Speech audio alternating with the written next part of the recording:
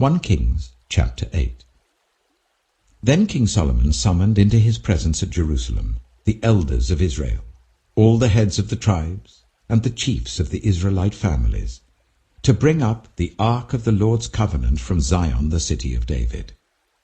All the Israelites came together to King Solomon at the time of the festival in the month of Ethanim, the 7th month. When all the elders of Israel had arrived, the priests took up the ark. And they brought up the ark of the Lord and the tent of meeting and all the sacred furnishings in it. The priests and Levites carried them up, and King Solomon and the entire assembly of Israel that had gathered about him were before the ark, sacrificing so many sheep and cattle that they could not be recorded or counted. The priests then brought the ark of the Lord's covenant to its place in the inner sanctuary of the temple, the most holy place, and put it beneath the wings of the cherubim. The cherubim spread their wings over the place of the ark, and overshadowed the ark and its carrying poles. These poles were so long that their ends could be seen from the holy place in front of the inner sanctuary, but not from outside the holy place, and they are still there today. There was nothing in the ark except the 2 stone tablets that Moses had placed in it at Horeb, where the Lord made a covenant with the Israelites after they came out of Egypt. When the priests withdrew from the holy place, the cloud filled the temple of the Lord, and the priests could not perform their service because of the cloud, for the glory of the Lord filled his temple. Then Solomon said, "The Lord has said that he would dwell in a dark cloud. I have indeed built a magnificent temple for you, a place for you to dwell forever." While the whole assembly of Israel was standing there, the king turned round and blessed them. Then he said, "Praise be to the Lord, the God of Israel, who with his own hand has fulfilled what he promised with his own mouth to my father David. For he said, 'Since the day I brought my people Israel out of Egypt, I have not chosen a city in any tribe of Israel to have a temple built, so that my name might be there. But I have chosen David to rule my people Israel.' My father David had it in his heart to build a temple for the name of the Lord, the God of Israel. But the Lord said to my father David, 'You did well to have it in your heart to build a temple for my name. Nevertheless, you are not the one to build the temple, but your son, your own flesh and blood. He is the one who will build the temple for my name.' The Lord has kept the promise he made. I have succeeded David my father, and now I sit on the throne of Israel, just as the Lord promised, and I have built the temple for the name of the Lord, the God of Israel. I have provided a place there for the ark, in which is the covenant of the Lord that he made with our ancestors when he brought them out of Egypt." Then Solomon stood before the altar of the Lord in front of the whole assembly of Israel, spread out his hands towards heaven, and said, "Lord, the God of Israel, there is no God like you in heaven above or on earth below. You who keep your covenant of love with your servants, who continue wholeheartedly in your way. You have kept your promise to your servant David my father. With your mouth you have promised, and with your hand you have fulfilled it, as it is today. Now, Lord, the God of Israel, keep for your servant David my father the promises you made to him when you said, 'You shall never fail to have a successor to sit before me on the throne of Israel, if only your descendants are careful in all they do to walk before me faithfully as you have done.' And now, God of Israel, let your word that you promised your servant David my father come true." But will God really dwell on earth? The heavens, even the highest heaven, cannot contain you. How much less this temple I have built? Yet give attention to your servant's prayer and his plea for mercy, Lord my God. Hear the cry and the prayer that your servant is praying in your presence this day. May your eyes be open towards this temple night and day, this place of which you said, 'My name shall be there,' so that you will hear the prayer your servant prays towards this place. Hear the supplication of your servant and of your people Israel when they pray towards this place. Hear from heaven your dwelling place, and when you hear, forgive. When anyone wrongs their neighbor and is required to take an oath, and they come and swear the oath before your altar in this temple, then hear from heaven and act. Judge between your servants, condemning the guilty by bringing down on their heads what they have done, and vindicating the innocent by treating them in accordance with their innocence. When your people Israel have been defeated by an enemy because they have sinned against you, and when they turn back to you and give praise to your name, praying and making supplication to you in this temple, then hear from heaven and forgive the sin of your people Israel, and bring them back to the land you gave to their ancestors. When the heavens are shut up, and there is no rain because your people have sinned against you, and when they pray towards this place and give praise to your name and turn from their sin because you have afflicted them, then hear from heaven and forgive the sin of your servants, your people Israel. Teach them the right way to live, and send rain on the land you gave your people for an inheritance.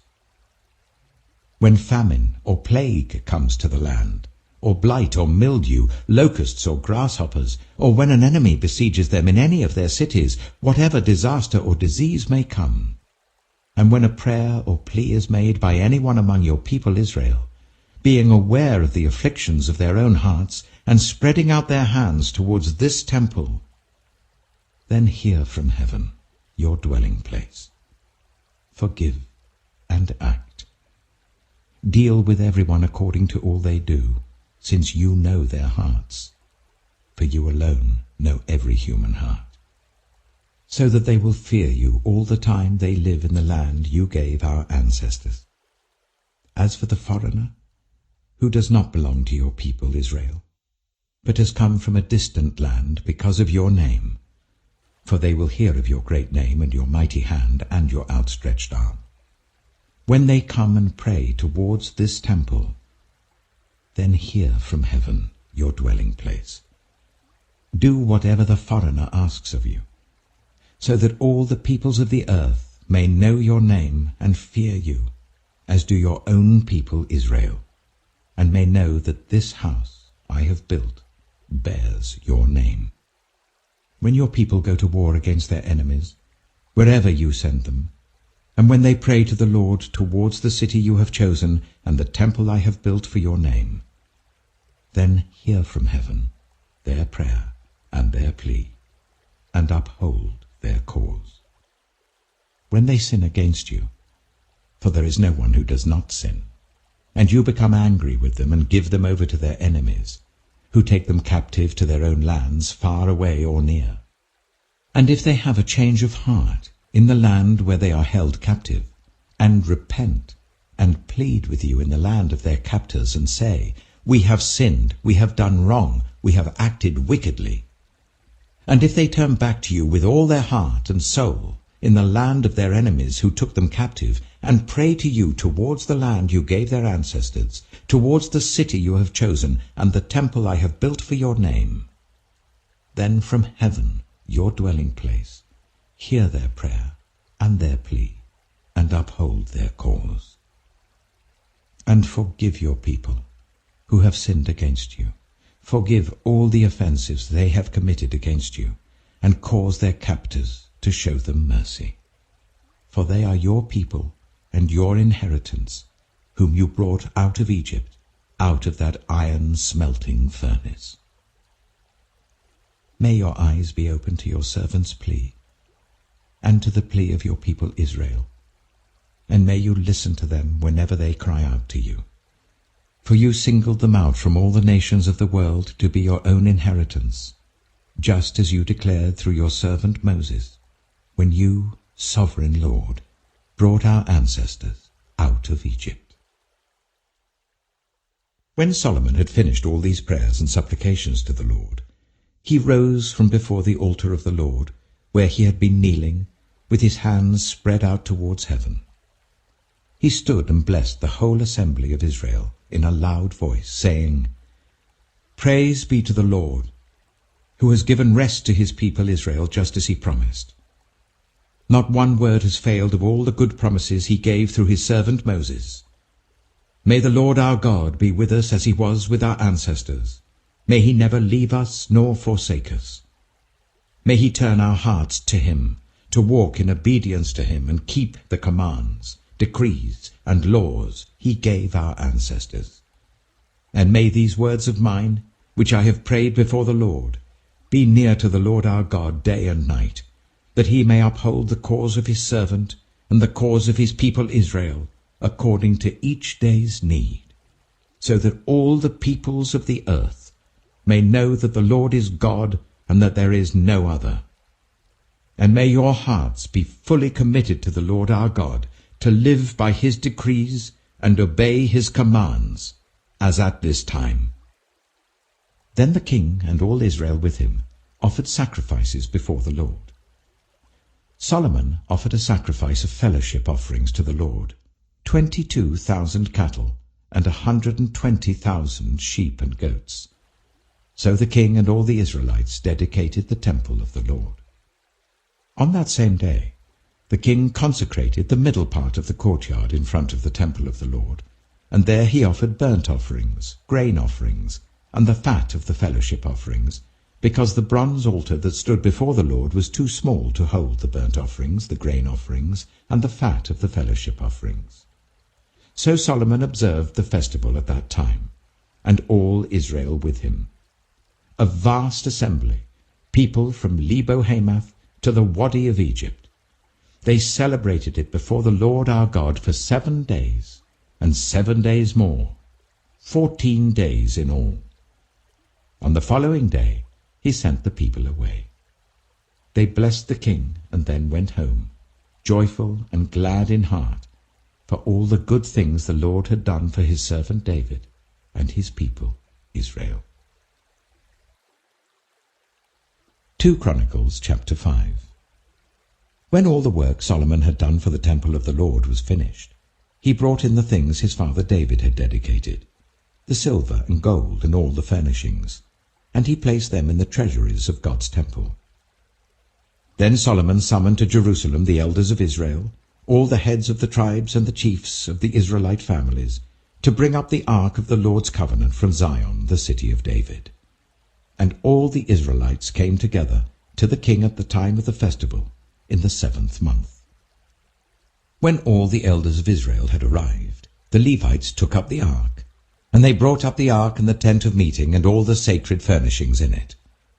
The Levitical priests carried them up, and King Solomon and the entire assembly of Israel that had gathered about him were before the ark, sacrificing so many sheep and cattle that they could not be recorded or counted. The priests then brought the ark of the Lord's covenant to its place in the inner sanctuary of the temple, the most holy place, and put it beneath the wings of the cherubim. The cherubim spread their wings over the place of the ark and covered the ark and its carrying poles. These poles were so long that their ends, extending from the ark, could be seen from in front of the inner sanctuary, but not from outside the holy place, and they are still there today. There was nothing in the ark except the 2 tablets that Moses had placed in it at Horeb, where the Lord made a covenant with the Israelites after they came out of Egypt. The priests then withdrew from the holy place. All the priests who were there had consecrated themselves, regardless of their divisions. All the Levites who were musicians, Asaph, Heman, Jeduthun, and their sons and relatives, stood on the east side of the altar, dressed in fine linen and playing cymbals, harps, and lyres. They were accompanied by 120 priests sounding trumpets. The trumpeters and musicians joined in unison to give praise and thanks to the Lord. Accompanied by trumpets, cymbals, and other instruments, the singers raised their voices in praise to the Lord and sang, "He is good, his love endures forever." Then the temple of the Lord was filled with the cloud, and the priests could not perform their service because of the cloud, for the glory of the Lord filled the temple of God. Psalm 99. The Lord reigns, let the nations tremble. He sits enthroned between the cherubim, let the earth shake. Great is the Lord in Zion, he is exalted over all the nations. Let them praise your great and awesome name.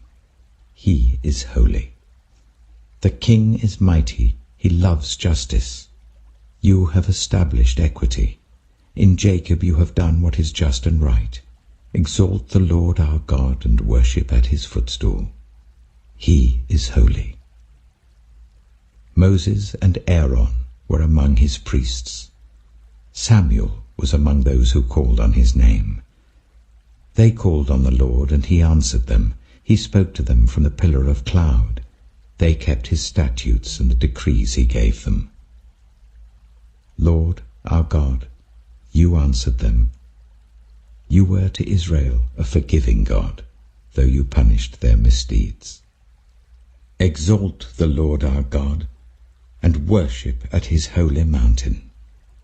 For the Lord our God is holy. Romans chapter 3. What advantage, then, is there in being a Jew? Or what value is there in circumcision? Much in every way. First of all, the Jews have been entrusted with the very words of God.